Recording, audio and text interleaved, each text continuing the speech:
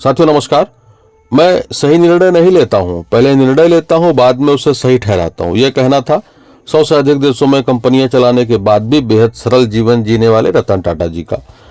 Indian hotels company, Tata chemicals, Tata communication, Tata consultancy, Tata Elxsi, Tata global, Tata investment corporation, Tata motor, Tata power, Tata steel, Titan, Trent Voltas आदि कंपनियों की जो founder संस्था है टाटा सन्स, वो 1907 में एक व्यापारिक उद्यम के रूप में शुरू की गई थी और शुरुआत में इसने चाइना और मंगोलिया के साथ केवल अफीम और चाय का व्यापार शुरू किया था।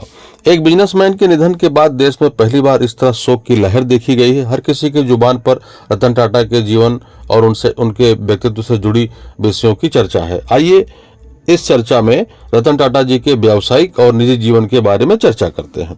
28 सितंबर 1937 को मुंबई में जन्मे रतन टाटा का जीवन काफी उतार चढ़ाव भरा रहा है।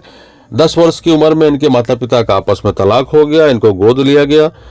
प्रारंभिक पढ़ाई भारत में करने के बाद ये अमेरिका गए, वहां से इन्होंने वास्तुकला में स्नातक की उपाधि हासिल की। 1991 में टाटा से आधिकारिक रूप से जुड़े और उसके बाद कभी पीछे मुड़कर नहीं देखा।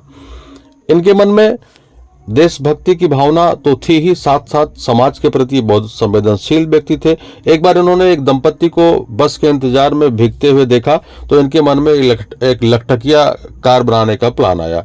2006 में पश्चिम बंगाल के तत्कालीन मुख्यमंत्री बुद्धदेव भट्टाचार्य ने इस प्लांट के लिए सिंगूर में इनको भूमि अधिग्रहित भी करा दिया, लेकिन ममता बनर्जी के विरोध के चलते ये वहां प्लांट लग नहीं पाया। बाद में तत्कालीन मुख्यमंत्री गुजरात नरेंद्र मोदी जी ने एक वेलकम मैसेज भेज करके रतन टाटा जी को गुजरात के साणंद में जमीन उपलब्ध करा दी, जहां पर ये प्लांट लगा।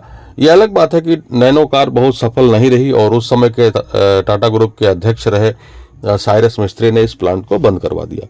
रतन टाटा जी फिल्मों के बड़े शौकीन थे। उनका मानना था कि फिल्में देखने के कारण उनकी हिंदी मजबूत हुई है। अपने इस लगाव के चलते उन्होंने अमिताभ बच्चन की फिल्म एतबार में पैसा भी लगाया, लेकिन नुकसान हो जाने के कारण फिर उन्होंने इस तरफ से अपना रुख मोड़ लिया। देशभक्ति की भावना रतन टाटा में इस कदर थी कि 26/11 में मुंबई में जो ताज होटल पे हमला हुआ था, बाद में उसके जीर्णोद्धार के लिए कंपनियों के टेंडर मंगाए गए। पता चला कि पाकिस्तानी कंपनियों ने 2 टेंडर हासिल कर लिया है, तो उन्होंने न सिर्फ उन कंपनियों के टेंडर कैंसिल कराए बल्कि उन कंपनियों के अधिकारियों से मिलने को भी मना कर दिया।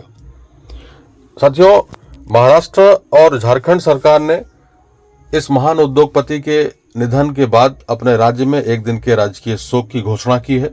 तमाम राजनेताओं ने, महाराष्ट्र की पूरी कैबिनेट ने रतन टाटा जी को भारत रत्न देने की भारत सरकार से मांग की है। मेरा आपसे निवेदन है कि यदि आप रतन टाटा के प्रति श्रद्धा रखते हैं तो कमेंट बॉक्स में आकर के रतन टाटा जी को भारत रत्न देने की भारत सरकार से आप भी डिमांड करें, मांग करें। बहुत बहुत धन्यवाद। जय हिंद, जय भारत।